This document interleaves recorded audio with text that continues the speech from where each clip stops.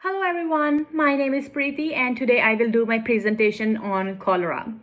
And before I go in depth, let's go over what is cholera, who can get cholera, who is at the risk of getting this infection. So cholera is an infection which causes extreme diarrhea.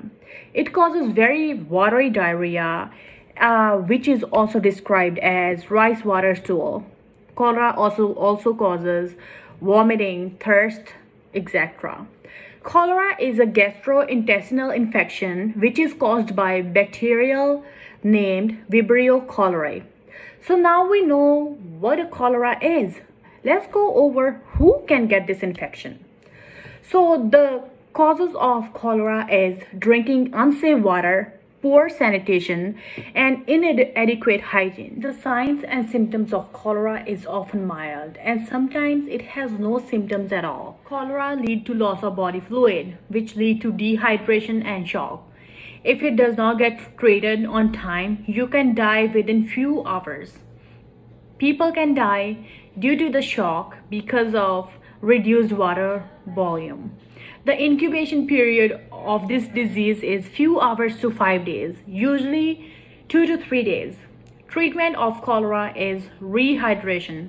Cholera can be successfully treated by rehydration solution or a mixture of salt and sugar solution mixed with water, drunk in very large amounts. Severe cases require intravenous fluid replacement, and the most effective medicine / antibiotic for cholera is tetracycline.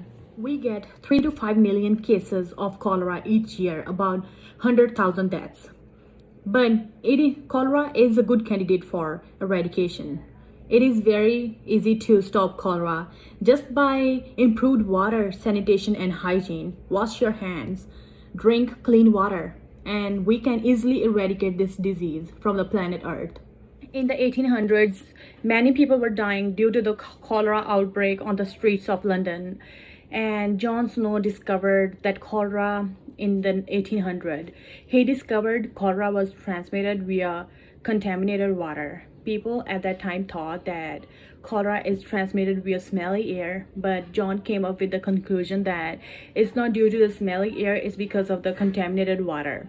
So in order to stop the spread of cholera, what he did was he took off the handles from the water pumps and the cholera disease stopped spreading.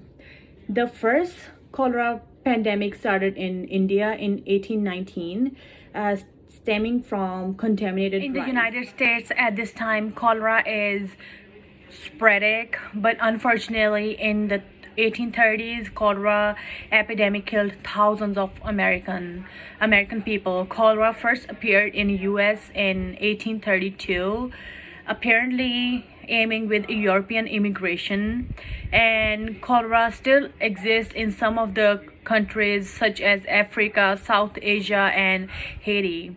But we can easily get rid of these infections by drinking clean water and making sure that everything is sanitized and clean. Wash your hands and we can be free from cholera. Bacteria is passed through feces. It is spread by eating or drinking food or contaminated water by the feces of an infected person. So people who live nearby the lakes or in undeveloped countries are the risk of getting this infection from the contaminated water. And the most interesting thing about cholera is that it can kill you within few hours.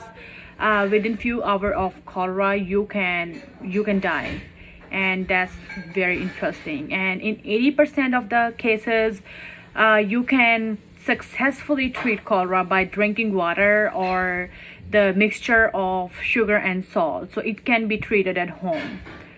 I chose to present cholera because I think it's very interesting. First of all, it's because of its bacteria. Cholera is caused by Vibrio cholerae bacteria, and which is a comma shaped, which sheds your intestine lining and which causes very watery diarrhea, and you get very sick. And if if cholera is untreated, the case's fatality rate can reach 50%. With timely and adequate treatment, the rates will remain below 1%. In 80% of the cases, patients recover when treated only with oral rehydration salt. Between 10 and 20% of patients need administration of intravenous fluid for rehydration. So cholera is very easy to treat yet very severe as well if it's not treated on time.